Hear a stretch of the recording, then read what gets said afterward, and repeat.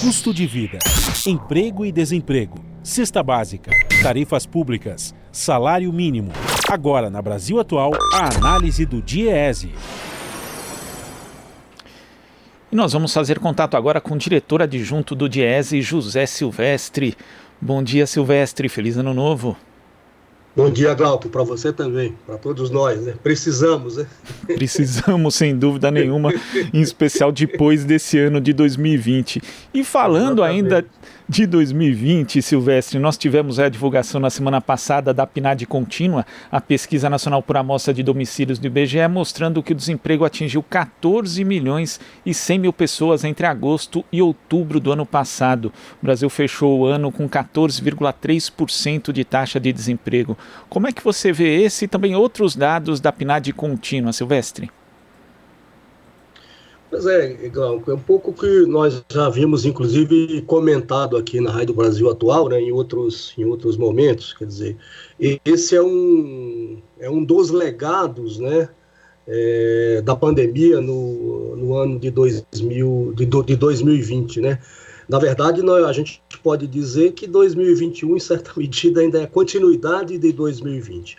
No campo do emprego, aí do mercado de trabalho, quer dizer, esse número essa taxa de 14,3, o que significa em termos absolutos mais de 14 milhões de desempregados, é uma situação realmente crítica, né? Porque nós não vemos uma reversão desses dados. Ao contrário, a tendência é que nós tenhamos aumento da taxa de desemprego, da taxa de desocupação, como classifica o IBGE, e também uma ampliação do número de pessoas desempregadas, né? Isso decorre, evidentemente, da crise pandêmica, mas também da própria, né, economia. Por que nós estamos dizendo isso? Porque você já tinha uma situação ruim, né? A economia já vinha ruim. É bom lembrar que no primeiro trimestre de 2020, nós não tínhamos ainda a Covid, quer dizer, a Covid, na verdade, o anúncio foi ali em março e o processo de isolamento social começou ali em meados de março em diante, e que, portanto, aquele número do primeiro trimestre não teve praticamente impacto nenhum por conta da pandemia. E, no entanto, a economia, o PIB, apresentou um dado de, se não me falha a memória, em torno de 1,5 negativo, né? Então, esse é o quadro da economia em 2020, quer dizer, ela, obviamente, que melhorou, né, a partir do segundo trimestre, né, já houve queda, obviamente, mas a partir do terceiro trimestre já sinais de melhoria, né? Mas é uma melhoria, Glauco, que não compensa nem de longe, né, o tombo, digamos assim, que a economia vai ter em 2020. Né?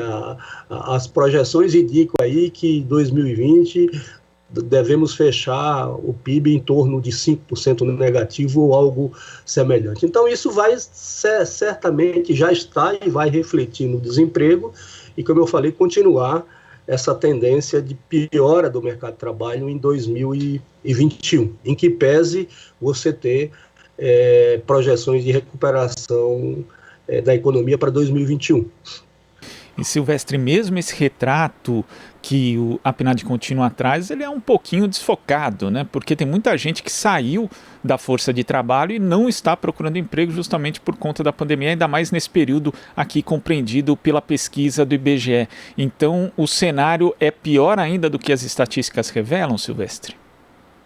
Sim, porque é isso que você lembrou, quer dizer, você tem a taxa de desemprego, né, e os dados, enfim, e as pessoas, os especialistas que lidam com essa temática têm reforçado isso, quer dizer, a taxa de desemprego só não é maior, né, exatamente pelo fato das pessoas estarem em isolamento, né, e também não ter perspectiva de arrumar emprego, essas pessoas, muitas delas deixaram de procurar emprego, porque não tinha expectativa de encontrar emprego, tá certo? Tanto é que também você tem um crescimento do número de pessoas, né, no chamado desalento, ou seja, desiste de procurar emprego porque não vê nenhuma perspectiva de arrumar emprego. Então, você tem também esse efeito, né, do ponto de vista da taxa de desemprego ou da taxa de desocupação. Quer dizer, se você tivesse, e tanto é verdade que à medida que você tem, digamos assim, um afrouxamento das medidas de isolamento social, o que é que ocorre? A taxa de desemprego aumenta, né? É isso que nós verificamos e que os dados da pesquisa revelam. Tem outro dado aqui, Silvestre, que também chama atenção na PNAD contínua, que é a questão da taxa de informalidade. No trimestre anterior, ela tinha chegado a 37,4% e agora chegou a 38,8% da população ocupada, o que representa 32,7 milhões de trabalhadores. Além do alto nível de desemprego, temos aí também um problema de criação de postos de trabalho de baixa qualidade que não tem a proteção trabalhista, Silvestre? Sim, temos aí também, quer dizer, considerando que digamos assim, uma outra variável do mercado de trabalho, né, que é a taxa de informalidade que cresceu, né, a gente tem isso aí, é exatamente a piora, né, das condições do mercado de trabalho. Quer dizer, quando você tem a taxa a precarização, né, e, portanto, como uma das suas dimensões, a informalidade, essa taxa de essa informalidade crescente, como a gente está verificando.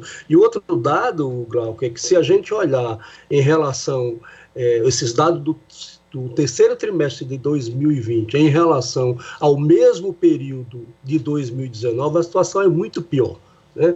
E essa questão da precarização do trabalho, que se acentua na pandemia, mas é bom que se diga que ela vem já a partir quer dizer, da chamada reforma trabalhista lá em novembro de 2017. Quer dizer, a partir dali você vê uma piora das condições do mercado de trabalho, né? Aumento da informalidade, queda relativa da formalização do trabalho, aumento do emprego, chamado emprego intermitente, temporário, enfim. Tudo isso são questões, né, que mostram uma precarização do mercado de trabalho. E aí, com o advento da pandemia em 2020, esse processo se acentua.